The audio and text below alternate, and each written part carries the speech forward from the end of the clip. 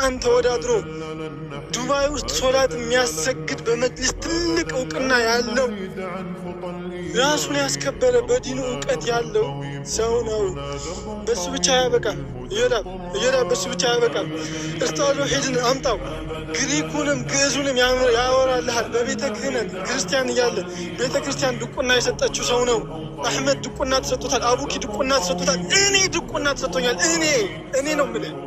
ሰለምቴዎች እንዳለ በቤተ ክህነት ድቁና ተሰጥቶን በቤተ ክርስቲያን ያለፍን ሰዎች ነን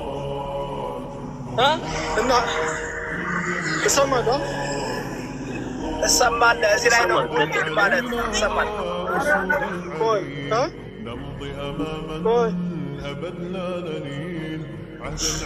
ድምፅ ይሰማል? በጣም እየተቆራረጠ ይሰማል። ቀጥል። ኦኬ። አዎ መልካም። እየነገርኩ ነው። አሁንም እነ አቡበከርን ብጠራ በሂፍዝ በቁርአን በሂፍዝ በምን እውቅና የተሰጠው መጅሊስ የሚያውቀው ጠንቅቆ አሁን ወረቀት አምጡ ብንባል ደረታችንን ነፍተን የሂፍዛችን የመጅሊሳችን የቂራአታችን የኩቱባችንን ማምጣት የምንችል ሰዎች አይ አይደለም ከዚህ የተሻለ ነገር ነው የምንፈልገው ገለመሌ ከተባለ የቤተክርስቲያን ድቁና ማምጣት የምንችል ቤተክርስቲያን ራሷ እውቅና የሰጠቻቸው ብዙ ወንድሞች ኡስታዞች አሉ።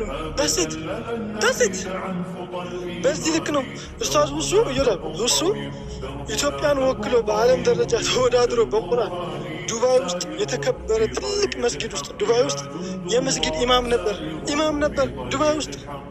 ስለምንድን ነው የምታወሩት? እኛ እኮ አክብረን እንደው ውሸት ሲደጋገም እውነት ይመስላልና እስኪ ለእነዚህ ሰዎች ወርደን ዝቅ ብለን ክብር ሰጥተን እናወራቸው ብለን ነው እንጂ አካዳሚካሊ በምንም ደረጃ የሚመጣጠን ሰው ሆኖ አይደለም። አክብረን ሁሱ አሁን በኢንተርናሽናል ደረጃ ቁርአን ኢትዮጵያን ወክሎ የተወዳደረ ሰው ነው። ብራስ ዱባይ ውስጥ ስንት የአረብ ምሁር የአረብ የቁርአን በቋንቋ የሚማር የአረብ ሰው እያለ የዛ ሀገር ተወላጅ እያለ ሁሱ ግን ሊቅ ሆኖ እዛ ሂዶ ያሰግድ ነበር። አሁንም እዛ ነው የሚያሰግደው። እኛ እኮ በቃ አከበር ናችሁ። በቃ ትንሽ እስኪ ክብር እንስጣቸው እነሱዎችና ድቤት ያድርጉ እስኪ ያውሩ ትንሽ ክብር እንስጣቸው ብለን ነው። አሁን በድቁና ደረጃ ቢመጣ ወላሂ ነው የምልህ በድቁና ደረጃ እኛ ንባብ እናነባለን።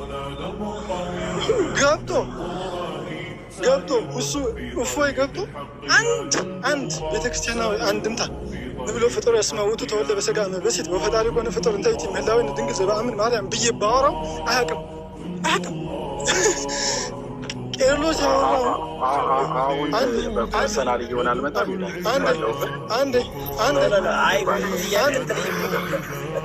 ስለሆነ ነገር ተታውቁትና አሁን ምናምን ለማለት ልጁ ማግኘት ያስፈልጋል። ከዛ ማገናኘት ሳታገኝ ነው ስለውሱ ሀሳቡን ይጨርስና ምንም አላወራም። ስለውሱ ምን አወራ ለጠየቀው ጥያቄ ያሁን ጊቪንግ ያላቸውን አኪሌት እየነገረን ነውና ገባኝ። ይህን ሁሉ ማዕረግ የተሰጠውን ሰው ነው ዲባንክ